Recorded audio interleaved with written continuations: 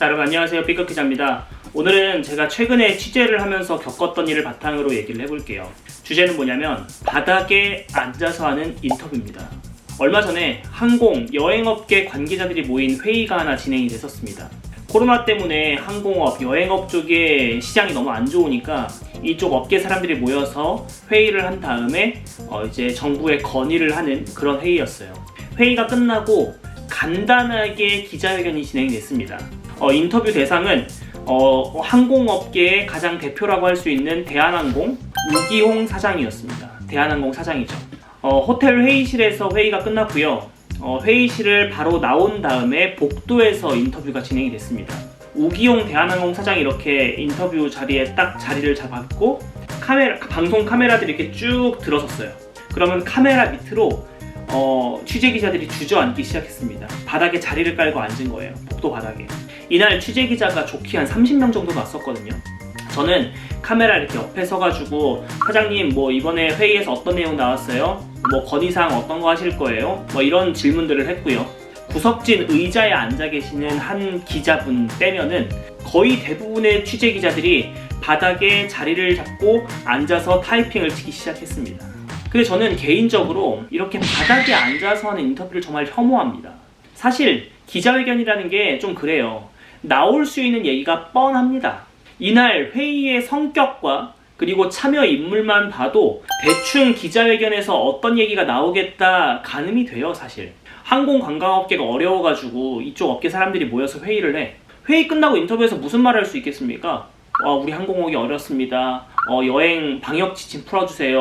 뭐 업계 지원금 좀 정부에서 더 내려주세요. 이런 거밖에 나올 얘기가 없어요. 실제로 이거밖에 물어볼 것도 없고 참여 인물도 마찬가지입니다. 대한항공 사장? 중요한 사람이지. 엄청 대단한 사람이지.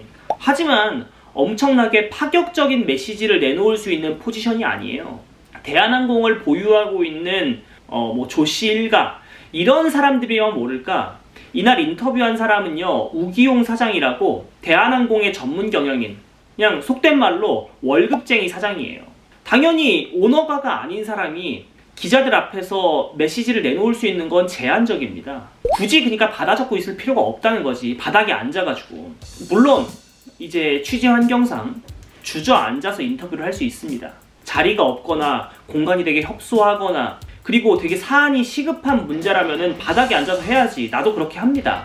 하지만 이날 회의는 전혀 그런 성격이 아니었어요. 공간도 넓었고 나올 수 있는 메시지도 제한적이었고 그렇게 시급한 내용이 아니었단 말이에요. 굳이 더러운 호텔 바닥에 앉아가지고 그 월급쟁이 사장 눈 아래에서 이 사람을 이렇게 위로 쳐다보면서 기자회견을 할 필요가 굳이 있었나 이런 생각이 드는 거예요. 이렇게 맨 바닥에 앉아서 인터뷰를 하는 관행은요, 사실 부작용이 많습니다. 첫 번째는요, 질문을 하기가 어려워요. 인터뷰라는 거는 그렇습니다. 상대방의 발언에 꼬리에 꼬리를 물고 늘어지면서 질문을 던지는 거예요. 가령 방금 지금 사장님께서 무슨 말씀을 하셨는데 제가 그 부분은 그렇게 이렇게 해석하면 되겠습니까? 이런 식으로 꼬리를 잡고 들어가는 거지. 인터뷰를 하는데 상대방이 뭔가 낯선 단어를 썼어. 이해 못할 어떤 표현을 썼어. 혹은 어떤 의미를 담고 있는 중요한 단어를 쓴 것 같아. 그러면은 내가 그거를 곰곰이 생각하고 있다가 다음 질문에서 방금 그 단어 사용하셨는데 이게 어떤 의미예요? 이런 식으로 물고 늘어지는 거지. 결국 이런 게 가능하려면 인터뷰이가 대답을 하는 동안에 기자 스스로 아주 깊은 생각을 해야지 그렇게 꼬리에 꼬리를 물고 잡아 들어갈 수 있어요. 근데 바닥에 앉아서 노트북으로 메시지 이렇게 막 받아 적기에 급급한 상태에서 기자회견을 하잖아요. 그러면은 어떤 날카로운 질문을 하기가 사실상 어려워집니다. 우다다다다다 지금 말하는 거 받아 적기에 바쁜데 그 사람의 대답을 곱씹어가면서 그 사람한테 카운터 펀치를 날릴 이런 생각이 어떻게 시시각각 들겠냐고. 받아 적기 바쁜데. 기자들이 기자회견을 갈 때 받아 적기 하려고 가는 거 아니잖아요. 현장에 가지 않은 기자들은 가질 수 없는 질문의 기회를 갖게 된 거예요. 또 현장에 오지 못한 기자들이 알 수 없는 그 현장의 미묘한 분위기 이런 것들을 느낄 수 있는 거라고. 현장에 간 기자들은 한 글자라도 놓칠까 받아 적기에만 급급하면 현장에 온 기자나 나중에 그 받아 적은 거 받아본 기자나 똑같아요. 다를 게 없어.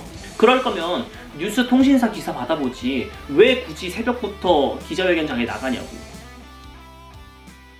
그리고 바닥 인터뷰의 두 번째 단점은요, 인터뷰의 말에만 의존하게 된다는 점이에요. 보통 30분, 1시간 정도 인터뷰를 하면요, A4 용지 진짜 이만큼 타이핑 친 게 나옵니다. 여러분이 아침 일찍 기자회견에 갔어. 그리고 의자도 없이 바닥에 쭈그리고 앉아가지고 노트북 무릎에 얹은 다음에 부지런히 타이핑 쳤어. 그러면은 기사를 어떻게 쓰게 되냐면 인터뷰의 발언을 그대로 받아 적는 기사밖에 쓸 수가 없어요.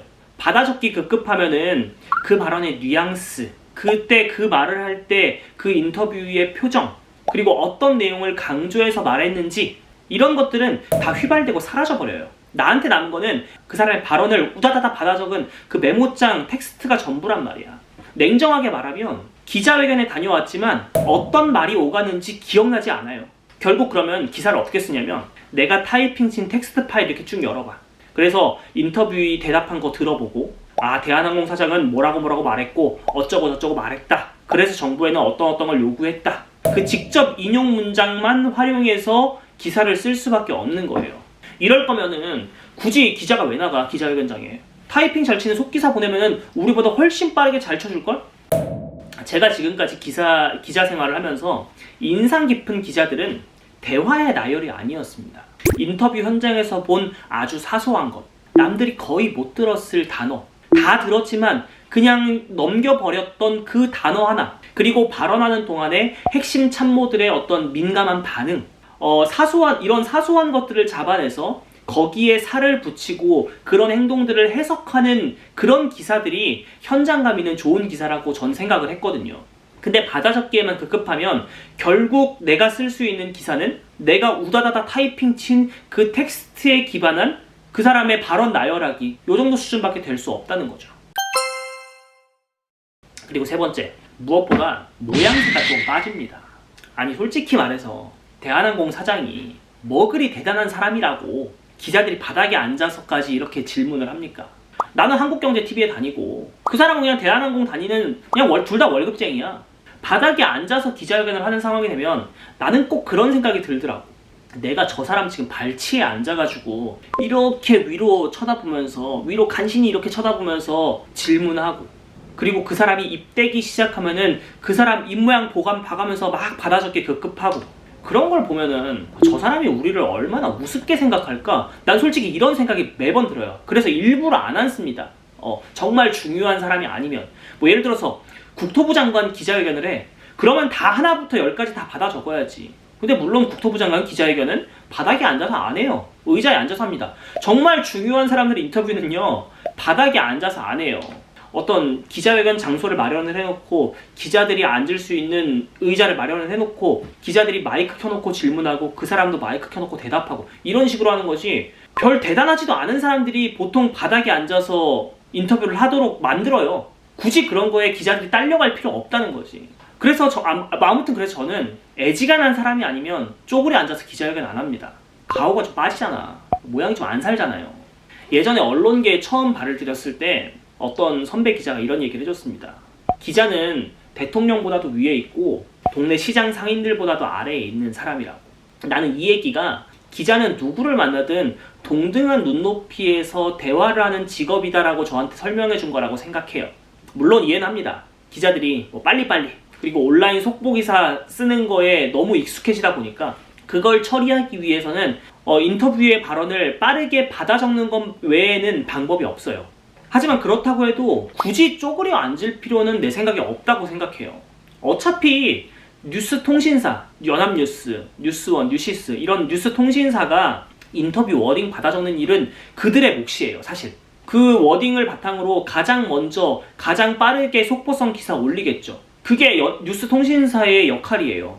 인터뷰 내용이 궁금하면, 인터뷰에서 무슨 말이 오갔는지가 궁금하다면, 그 자체가 궁금하다면 우리 회사와 제휴 맺은 뉴스 통신사의 기사를 받아보면 됩니다. 거기에다가 내가 현장 취재한 거에 살을 붙이고 내가 해석하는 걸 쓰면은 나만의 새로운 기사가 되는 거니까.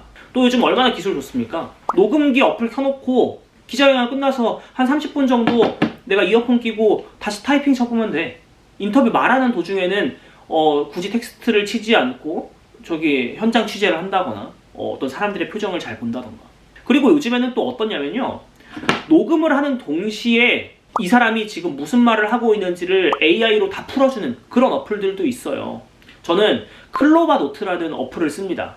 그러면 녹음을 딱 시작하는 순간에 이 사람이 지금 말하는 거를 우다다다 다 들어. 1, 2분 내에 오늘 인터뷰에서 무슨 얘기를 했는지 다 받아 적어줘요. 내가 직접 타이핑 치는 것보다 훨씬 더 정확하게 받아 적어줍니다. 이런 첨단 어플 씁시다. 굳이 바닥에 앉아가지고 옷도 더러워지고 가오도 빠지지 말고. 예전에 민주당 당대표를 지냈기도 했던 이해찬이라는 정치인은 평소 지론이 있었다고 합니다. 복도에서 인터뷰 안 한다. 정치인은 서 있고 기자들은 바닥에 쪼그려 앉아서 하는 그런 인터뷰 안 한다. 이런 게 평소 지론이었다고 해요. 사실 그런 장면 되게 많이 보잖아요.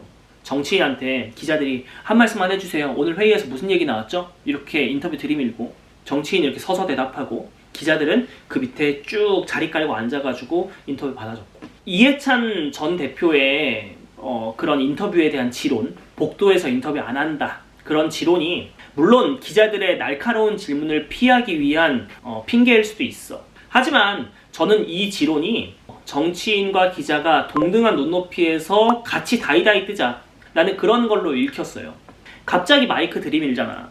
그러면은 서로 정제되지 못한 서로 되게 말초적인 어떤 질문과 답변밖에 오갈 수 없잖아요. 상식적으로. 양측 모두 조금 갖춰진 상태에서 정제된 질문과 어느 정도 준비된 답변을 하자. 질문하는 기자는 질문거리를 풍성하게 준비하고 답변하는 정치인이나 인터뷰이도 그에 대한 반박 논리를 충분하게 풍성하게 가져다 놓고 이런 차원에서 복도 인터뷰 안 한다, 이런 지론을 세운 거라고 저는 개인적으로 생각을 해요. 아무튼 최근에 대한항공 사장이랑 인터뷰했던 얘기가 흘러가지고 클로바 노트, 또 이해찬 전 대표 이런 사람까지 소환을 하게 됐는데, 아무튼 결론은 바닥에 쪼그리고 앉아서 인터뷰하지 말자는 얘기예요. 모양새가 안 좋잖아. 아무튼 오늘 얘기도 도움이 되셨다면 구독과 좋아요 부탁합니다.